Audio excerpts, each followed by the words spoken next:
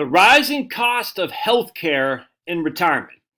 Now, this is a big deal. This is a big deal. And I think a lot of people think that I minimize that some things in retirement do increase with expenses or do have increasing expenditures as you age. And healthcare is one for sure.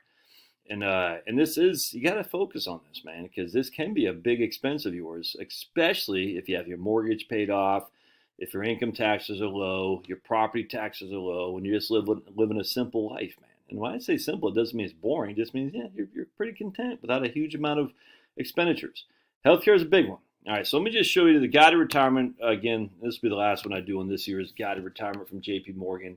This is page 38, their Guide to Retirement. And rising healthcare costs in retirement. All right, so what we're going to do is going to make this bigger because I can't hardly see it because my eyes are, I tell you, since I started wearing reading glasses, my eyes have got worse. I think glasses make your eyes worse. It's all a big scam by big glass company. Big glasses. Well, what would be the big optometry? That's what it is. You know, we got big green, big oil, big government, big labor, big optometry. They say, oh, if we can get people in glasses, their eyes will get worse, so we can sell more glasses. Yes, big optometry. Big optometry, I'm on to you. All right, so here we are. If you're 65 years old, and this is literally exactly what I use for my right capital, essentially. I use between $500 and $550 a month once you're on Medicare. Now, how do we get that? Well, you see, this is our breakdowns right here.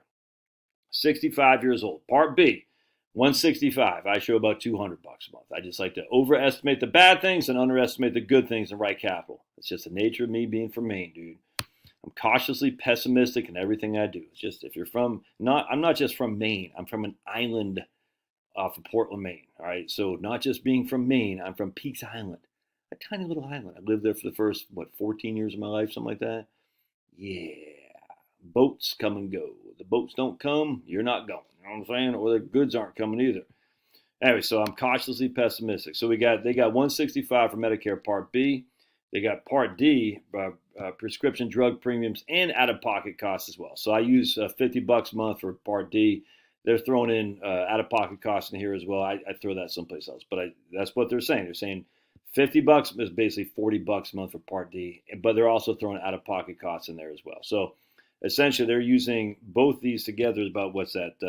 $280, and I'm using about $300 for Part B and Part D. Now they're using about $280. I'm using about $250 or so for those two right there. Now they got other out-of-pocket costs, about $100 a month, and they got Medicap. They got about $135 for Medigap or Medicare Supplement. They're using a part of Plan G, so they get about $515 depending on your state. I'll give about $500 a month, or for a more expensive state like Massachusetts, Connecticut, I'll give it, or California, I think I can't remember. But basically, I give between $500 and $550 a month. Now you can replace Medicare Supplement with a Medicare Advantage, and this can be very, very low. I don't recommend that if you have the cash flow, because remember, Medicare Advantage or Part C is an HMO. Medicare Supplement is basically a PPO, if that makes sense. Now, all this is in flux anyway. I'm telling you, as reimbursement rates go down, less and less doctors are going to take Medicare. It's going to be insane. But for what it is right now, that's what we're going with.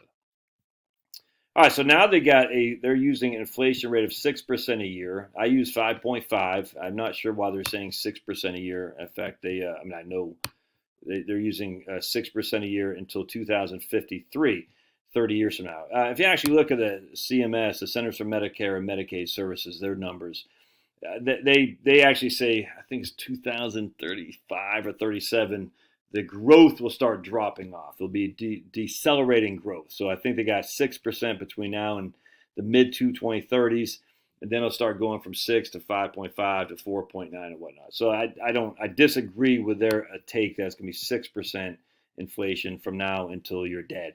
But I use 5.5 because there is somewhat of a kind of like, I don't know what you call it, a rainbow, I guess. Rainbow. Do you know the rainbow is a proof of the bending of light? The rainbow is a bending of light? Come on. I hear that all the time. Light bends, the rainbow proves it. Oh, so you can actually have a starting point at the rainbow and just follow it along. All right, anyway, so we got uncertainties, healthcare inflation variability, Medicare solvency issues. So they're throwing another $82 a month for the we just don't know what we don't know. Then they're saying if we got 6% increase each and every year, Part B is going to go from 165 to 390. Your Part D will go from 115 to 270. Your other out of pocket, so this is just basic inflation here, and then your Medicap will increase as well. And I kind of agree with that 100%. Again, I think this right here, the uncertainties, I appreciate they having some sort of method in there to account for that. But how do you budget uncertainty? You see what I'm saying? I mean, you can't really budget it, man. So I don't do that. I just say, look, we got $550 a month right here, and we increase it 5.5% each and every year with inflation on a linear basis, compounded, by the way. I don't have a budget for uncertainties because we don't know what those uncertainties were, and if they do come, you have to pay for out-of-pocket expense anyway, and they might not come. So it's just like you can't. I mean, you can budget things like I keep an emergency fund. I get that, but how do you budget an uncertainty on a monthly basis? I don't think that's wise financial planning because it's uncertain. Budgeting for should be the things we know, and then we have an emergency plan or a liquidity plan. So the things that we don't know that happen, we have money to pay for those things. Hope that makes sense. Love to hear your thoughts. I guarantee, I should say that. I highly imagine if you're on Medicare right now, you'll probably agree with these numbers. If anything, you'll probably say they're too high. I've had that happen many times where people say, I'm not, they're on Part C as opposed to Medicare supplemental policy. And they'll say, I don't pay anything.